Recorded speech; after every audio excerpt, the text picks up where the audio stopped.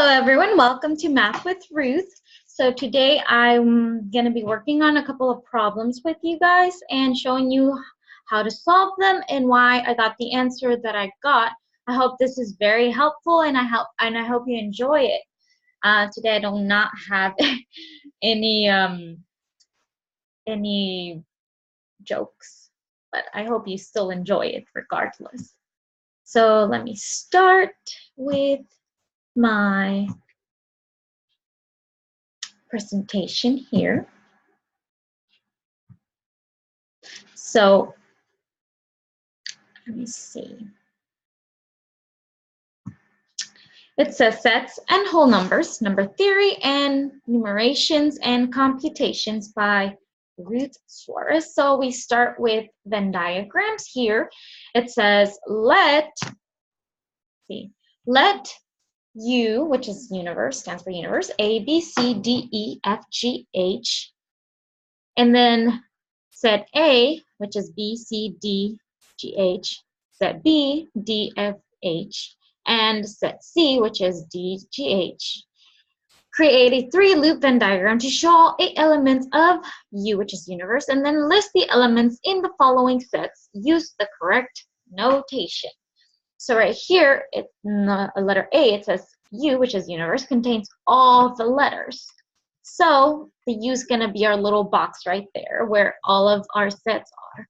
See which letters go where and see which letters share. So right here we see that B and C are not shared in set A. We see that B does not share F with anyone and C doesn't not share a thing. So it's blank right there. So then we see that A and C share G, so we put it in between. Then we see that D and H are shared by all 3 of the sets. So we put that in the middle where the blue part is. So then it says, using the Venn diagram, you can list the elements in the sets below, which is B, union, which is the U stands for union, which is all the elements that are in B and C. So the answer for a little guy right here is going to be B, universe, union of C, which it's going to be D, F, H, and G, and that is the answer because all the elements between B and C are those right there. Then on problem B, it says A, which is the upside down U, which stands for intersection, and it just means the elements common to both A and B, which you can't really see because I highlighted too much, got too excited there. And so that is the answer for that, which is going to be the elements common to both A and C, which become a set of D, H is the answer. Then we have C, which is B, intersection C. And again, the elements are common in both B and C. And that is D and H. And that is the answer. D, I solved it by using, the problem stands for A, union of C, which is all elements that are in both both A and C. And the elements that are in both of them is B, C, D, and G, H. So it's all combined, which you can see that the U stands for and. And so therefore, that is the answer. Then we have a little one right here on E, which is A, with the little slash over it is the complement of. It's like a little halo it's got. It is the set of elements in the universal set, which is U, that are not elements of that set. So it's all of the problems that, all of the elements that are in the universe, excluding the ones that A and the universe share. And so therefore, the complement of A is going to be A, E, and F because the set A does not contain A, E, or F. So that is the answer. F is A intersection C.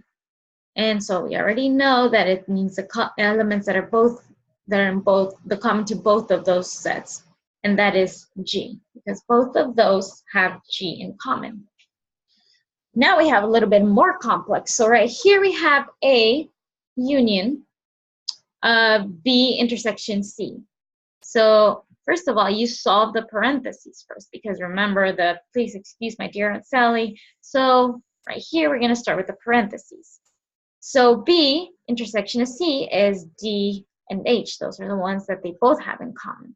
So now that we have that out of the way, you use that answer to solve the rest. So right here, I just put it in the little parentheses, or little brackets, I should say. And I put in the little corner B intersection C, so you know why we have D and H right there. So now we're trying to find the union between A and that set right here. And that is going to equal B, C, D, G, and H. And that is your answer, because that is what they all, the elements in all of them. So it's the elements that are in A, and then the elements D and H. Then we continue with problem number 2, which this one's kind of a wordy word. You know, it's kind of extreme. So right here it says the 12 shapes in the Venn diagram shown to the right here, are described by the attributes of shape, size, and color. Let C, H, T denote the sets of circular for C, H, hexagonal, and T, triangular shapes, respectively.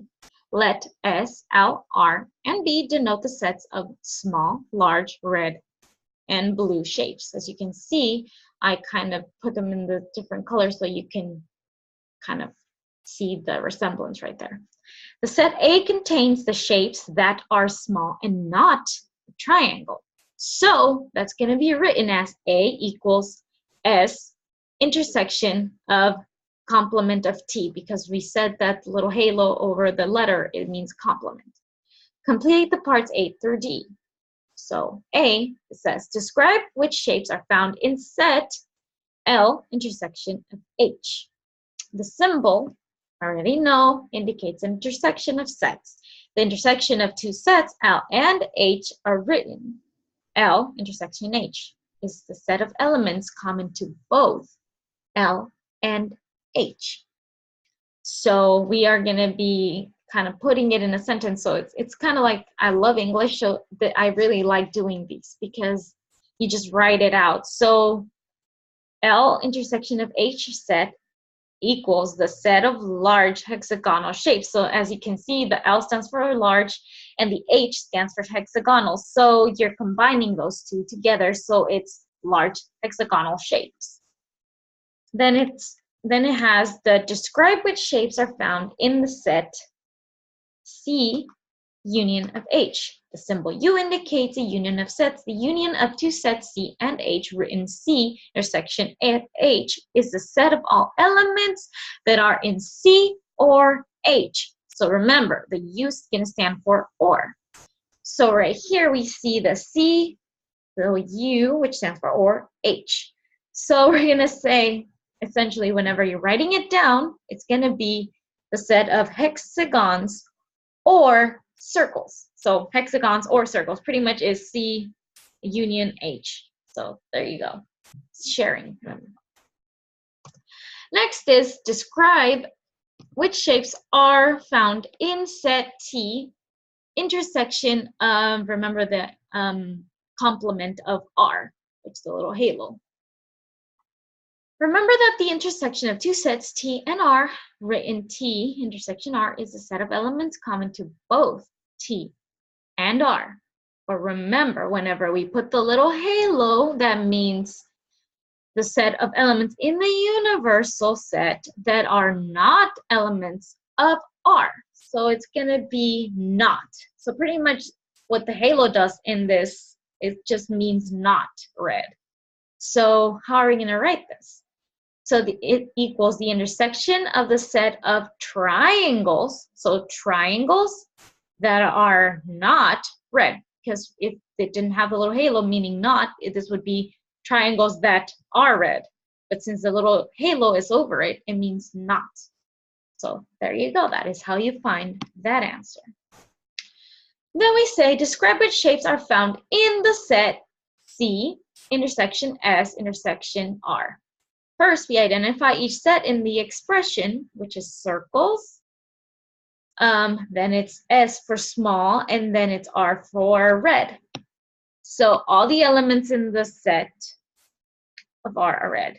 The first part, we start from left to right. So we solve, forget about this section right here for now, and let's solve this. Since it does not have a parentheses, we start from left to right. So it would be C intersection S. So let's go to the next one.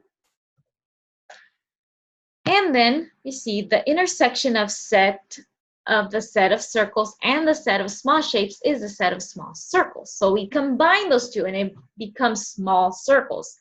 But then we still have another part. Then we find the intersection of the set of small circles with the set of red shapes. So right here, this is circles, this is small, and this is red. So put it all together and it's small red circles, because obviously you wouldn't put circle small red. It would just be wrong English. So we arrange it so that it is small red circles. And that is your answer for that one. Next, we are going to be using the Indo-Arabic equivalent of each of the following. Show all keys used for the translation. So right here we have a number right here, but it is with symbols. So how did I get my 30,034? Well, we see right here I put a little chart and we can see what each of the little symbols means. So the little stick stands for 1. The little upside down U or little arch is 10. This little one, which isn't in our thing, is 100. Then it's 1,000, 10,000, 100,000, and 1,000,000. So, well, right off the bat, we can see we do not have this one, this one, this one, or this one. But we do have these right here, the little sticks. So we have 3 of these. So what did we say these were? These are equal to 10,000. So we're going to have 3 10,000s. So count the number of each symbol in the numeral. The numeral contains 3 10,000s, which is this right here, 3 tens, which is right here, which these are all equal 10. And then we have 4 ones. So then we add 30,000 plus 30 plus 4. And that is going to give us 30,034. That is our answer. Then we move on to Roman numerals right here. We have an M, a C, an M, X, X, B, I, and that is going to give us 1,937. So right here we have the symbols and what they mean. So we see that the little stick means the little I is 1, the little 5, the little B is 5, the X is 10, the L is 50, the C is 100, D is 500, and M is 1,000. And so what do we do this? So whenever a small symbol is put on the left side of a greater symbol, you subtract. So right here, we said this one right here is 100. And it's right on the left side of M, which is 1,000. So that means we're going to subtract these 2 right here. So 100 minus 1,000 is going to give us 900. So we already see a little pattern right there. So CM is 900. Then we add, and right here, I had put subtract, but I forgot to erase that part. So we add now. Since we see M stands for 1,000, and there's nothing on the left side, so it's just 1,000 by itself. Then it's CM, which is 900. Then these X's each equal 10. So we add all 3 X's, which gives us 30, as you can see right here. Then we add the 5 and the 2, which is 7. So we add this all together, and we get 1,937 as our answer. Then we move on to this one right here, which is little arrows and a little exclamation point without the period on the bottom. So we see that the little arrow thing is equal to 10, and little stick or V-shaped triangle upside down is equal to 1. So how many arrows do we have? We have 1, 2, 3, 4. So it is 10 added 4 times. So it's 10 plus 10 plus 10 plus 10, which is going to give us 40. And then we have this one. So we add it to that, and it gives us 41. Now this one's a little bit trickier, but it's all good. So most of the shapes are not going to be used. So we see the Mayan numeral has 4 place values. From top to bottom, the place values are 7,200. So that's the place value, 7,200. Then there is 360. And then it's 20. And then 1. So pretty much we have to multiply those by the numbers, which we see the first symbol up here is just a little line, and the little line is 5. Then we have this symbol, which means 6. Then we have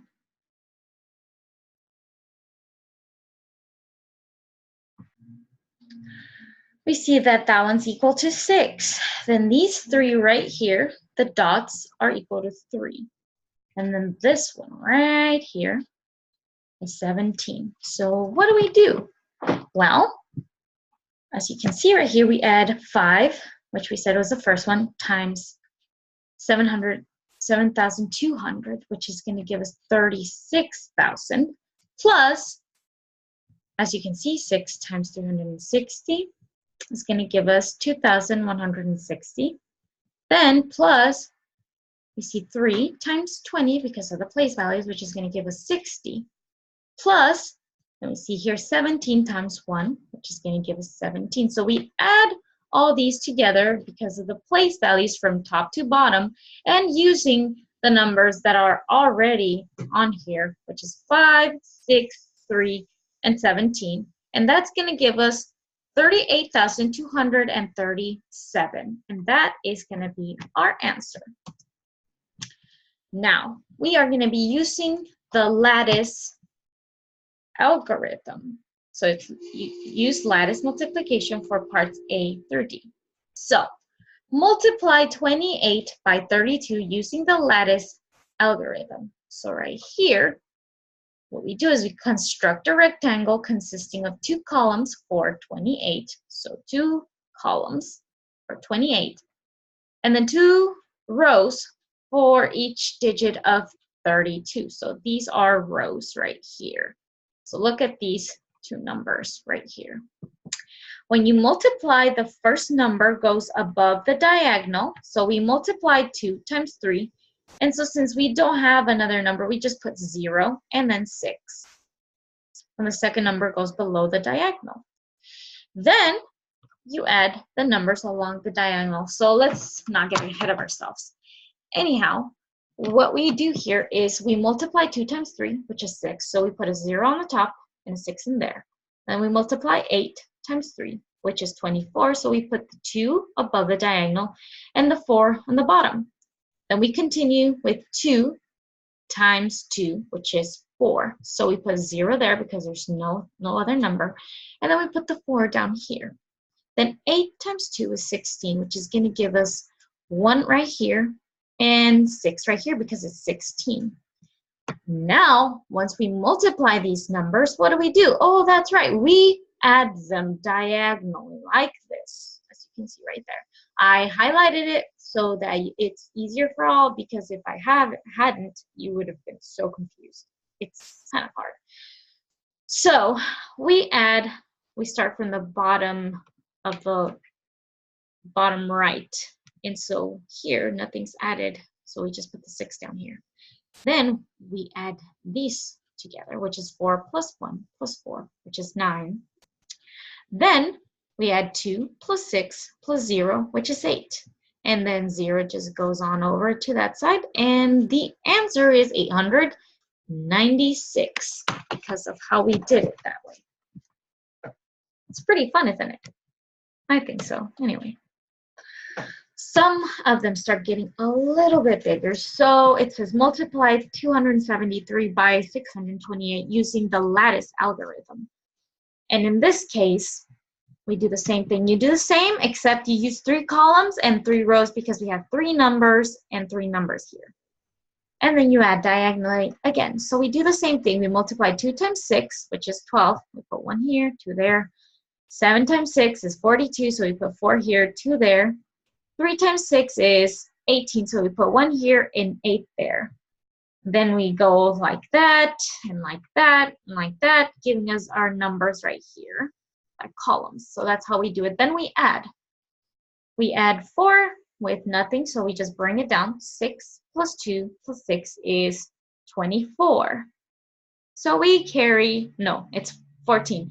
So we carry the 1 over here, and that's how you add it. You add 1 plus 8, which is 9, plus 4, plus 5, plus 6, which gives us 24. So we carry the 2 over here, and then we add it with this. So it's 2 plus 1 plus 2 plus 1 plus 4 plus 1, which is going to be 11. So we carry the 1 again. 1 plus 4 plus 2 is 7. And then we just bring the 1 to the side. And our answer is 171,444.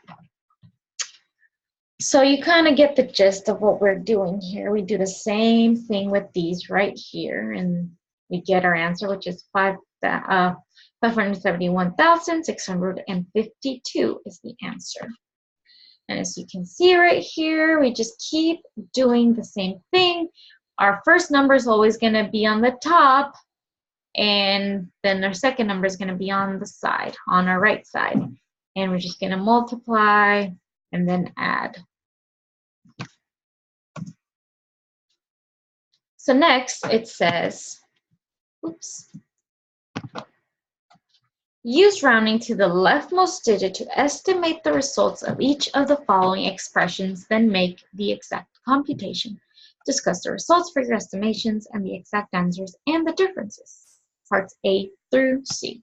So our first problem is, we see right here, it's 883 plus 465 divided by 134. So what we do here, we estimate each and every number here. So let's estimate, we start off by estimating or rounding. Sorry, I was using the wrong word. Rounding 883 to the nearest 100. So that gives us 900. So round each number to the position of the leftmost digit.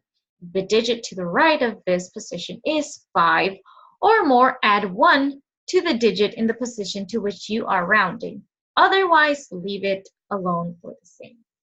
Then it says replace with O's all the digits to the right of the position to which you are rounding. So then you round 883 to the nearest 100, then you round 406. Okay, you get the point. So I'm just going to show you how I did it here. So I rounded 883. So we start with this one. So since this one's greater than 5, he gives 1 to this one, which is 900. And then we just add zeros on the sides. Pretty simple. Then we had 465. So is 6, 5 or larger? Yes, yes it is. So we add 1 to 4, and we just give the other zeros. So it's 500. Then here, is 3 larger than 5? No, it is not. So it stays the same, but we still add zeros, which gives us 100. Furthermore, we continue. So now we have 900 plus 500 divided by 100. And that gives us 14. You can do it in your calculator if you want. So now we see the problem, the raw problem, the OJ problem. So, no, it's OG. And so it's 883 plus 465 divided by 134, which all of this gives us 10.060. And now we know why we have to estimate and round these numbers so that we get an even number like 14 and not some decimal number. So what we see is whenever it isn't rounded, we get an answer with a decimal. So it's pretty simple. We do the same thing here. So we have our original one, except first we perform the addition in the denominator because we have 35 plus 7, which we then write as 42 because 35 plus 7 is 42. Then we round 254, but we say, wait a minute, we are multiplying it. Yes, we leave that as it is right there by itself. So we just round this one to the nearest 100, which gives us 300. Then we round this one to the nearest 100, which just gives us 500, because remember, whenever this number right here isn't 5 or larger, it can't do anything to 5. So it's just like, hey, I can't beat you up, so I'm just going to leave you alone. And you just become zeros. So there you go. Sorry. So now, after that, we round 40, or 42, to the nearest 10. And that ends up giving us 40, because remember, this is a little sister, a little brother. It can't do anything to the big bad sibling. So therefore, it just turns into 40. So now that's whenever, after doing all of that, then we can multiply 5 times 300 plus 500 divided by 40. It's going to give us 50. Now, our OG is going to be 5 times 254 plus 523 divided by 42. And again, we see that it gives us 42.690 and more, but those are the only 3 numbers we put. So then we see that we don't round, we get an answer with a decimal again. And you can use the calculator to determine the exact answer to the problem, which most of the time is always going to give you a decimal number. Right here, it's the same thing as we saw before, so I'm not going to really tell you how to do it since you already know that you have to round these numbers one by one. And then you can do something. First you round, then you get down to business, like multiplying in this case. Same for this one. When we round, we don't round. When we don't round, we get an answer with a decimal. Now we have these fun. So it says, perform the following operations in the relative base. So the base is 5. So in base 5, the digit symbols are 0, 1, 2, 3, and 4. Therefore, if the result in any column exceeds 4, convert these base 10 number to base 5 before proceeding. So that is, I'm first going to explain to you how to do it, because this is actually kind of confusing if you don't read these first. So you add the numbers in the right-hand column, which is right here, 2 and 3, which is the power of 5, or base 5. So we put 2, 5 plus 3, 5 is 5, 10, because it's greater than 4. Since 5 is not a digit symbol in base 5, express 5 as one group of 5 with ones left over. So what do we do here? Okay, so then, since this one is 5, we need to convert this into a 5 instead of a 10. So what we do is we multiply 1 times 5 plus 0 plus 1, which in return gives us 10, 5. So now, after we have that, we add the 0 here and we carry it over. So now we have to add that to the addition. Record the sum of the right-hand column, 10, 5. Place the digit on the left, sorry, I forgot the T there, above the 5's column, and place the digit on the right hand under the 1's column. Next, add 3 digits in the 5's column. Let's see if we have more over here. Yes, it's a pretty big one. So then we do 1, 5, because we carried the 1 over, and plus 3, 5, plus 3, 5, which is 7/10 because it's greater than 5. 7 is greater than 5, so it comes a 10 instead of a 5. Express 7 as one group of 5 with 1s left over. So 1, 5 plus 3, 5 plus 3, 5 is 10, 7, 10. So then we do 1 times 5 plus 2 times 1. And that is going to give us 12, 5. So we record the 12, 5. And then we put the 1 down on the bottom and we carry the 1 over. Finally, add the 3 digits in the 25's column. So then we do the 1, 5 plus 4, 5 plus 1, 5 is 6, 10 because it's greater than 5. So therefore, 1 times 5 plus 1 times 1, because that's how many we got. So then we get 11, 5. So then we record the 11, 5. And as you can see on here, that is how we get 1,125 in 5 days. So I really hope that helped you. Thus the sum is, as we see here, 1,125. 25 days. We do the same thing for 6 days, except we just do it on the 6th. So now, instead of wasting so much time, I'm just going to show you how to do the subtraction. So, perform the subtraction on the right column. So we do 4 minus 5. 4 minus 3.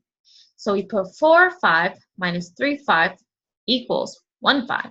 Since 1 is smaller than 4, borrow from the next highest place value. So we see right here that these two, this one's slower, so we have to borrow from 4. So we have to make it into an 11. Because the base is 5, borrow one group of 5. So 5 plus 1 is going to give you 11 because it's just one more. It's not completely the same. Now subtract 4 from 6 to get the difference in the middle column. So then right here, what we do is we just take away from this one and it just turns into 3 because we're not subtracting it by any number down there. So our answer is going to be 321 in 5 days. And that is how you subtract.